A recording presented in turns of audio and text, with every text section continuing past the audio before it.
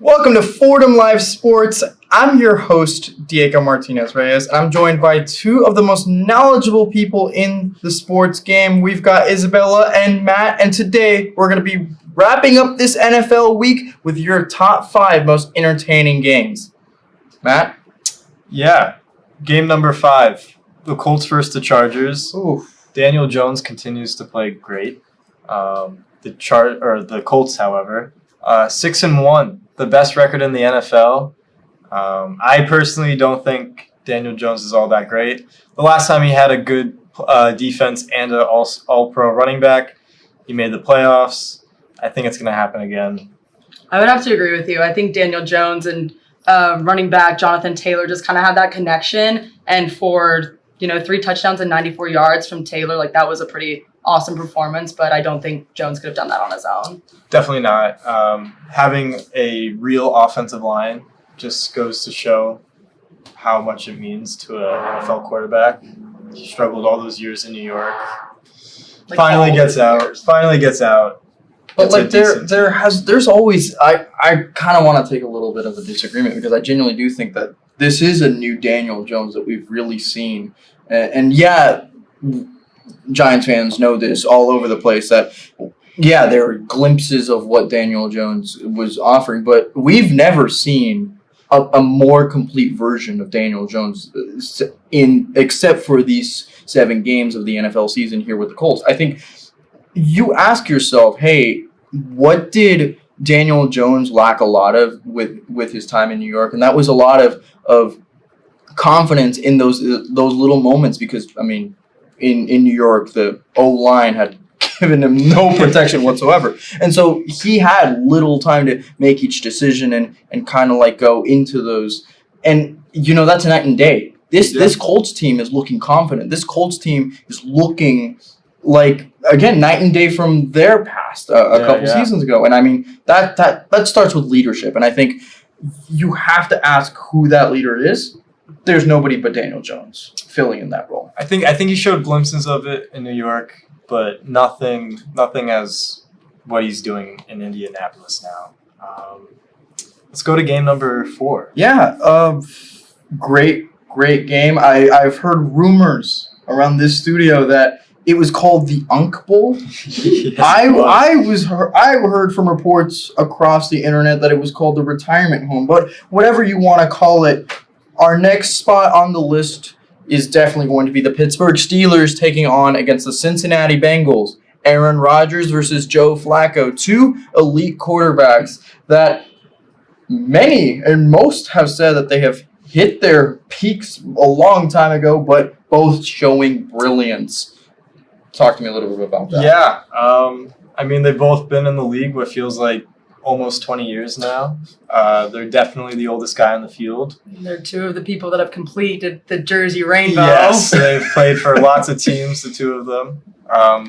Both of them really had great careers with their first team, but they've definitely traveled in the tail end of their career.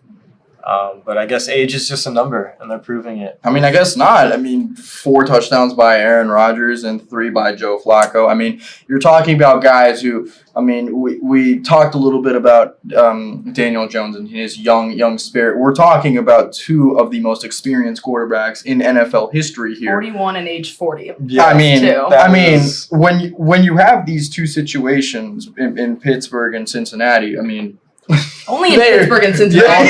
They are further from any semblance when it comes to the narratives within these teams. Pittsburgh relying on a comeback season after a poor performance last year by Aaron Rodgers. And, I mean, Joe Burrow out and them needing a quick emergency signing. And, I mean, it's working. That's Joe Flacco right there. He did it everywhere. The slowest 10-yard run of all time with Flacco, which was 9 seconds. He was given 9 seconds to complete that pass, and so that just shows you how strong that O-line is, though. And these are some strong O-lines that you're looking at for this week, and not giving up any sacks. It's looking good for honestly both of these QBs. They're both staying on their own 2 feet. 100%.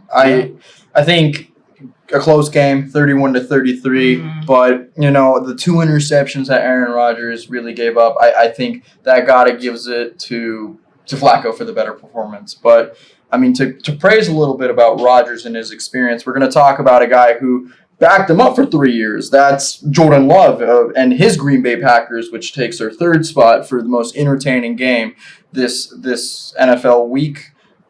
The Green Bay Packers came out on top 27-23, but there was no real offensive shine. Rather, the shine was defensively with Micah Parsons and 3 sacks, the most in his career. I mean, is he back? He just might be, but also on top of that, Jacoby Brissett was sacked 6 times this entire game. Yeah. That is a weak O-line we're looking at. Like we're shifting it. He was sacked for a total loss of 43 yards, but he did make 279 yards on 36 attempts. So it's looking up for the Cardinals QB, but it's also looking really good for Micah Parsons. I think Parsons is finally paying off after being the most expensive defensive player of all time.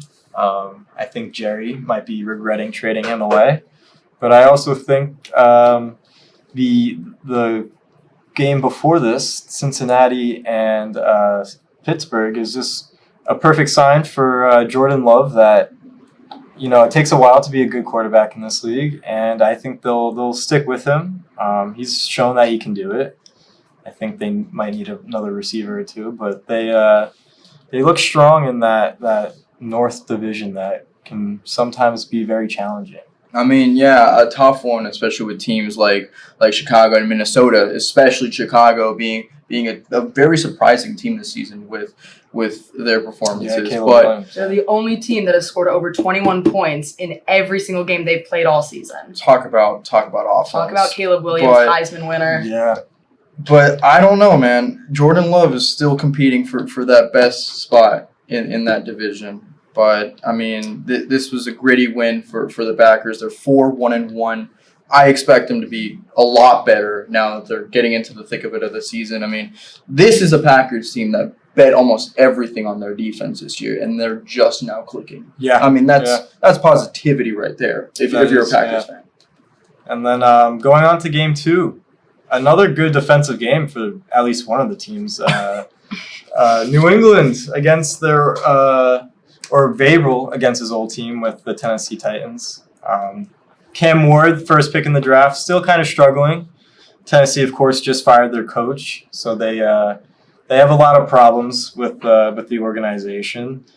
But man, the Patriots were bad for like 3 years. They lose Brady, they lose Belichick, and now Drake May is all of a sudden the next Messiah in New England. And he's beaten Tom Brady in completion percentage with 91.3 versus Brady's 88.5 from December of 2009. He's the third player under the age of 24 with 200 yards passing and a rating over 100. So they're also leading the AFC East 5-2.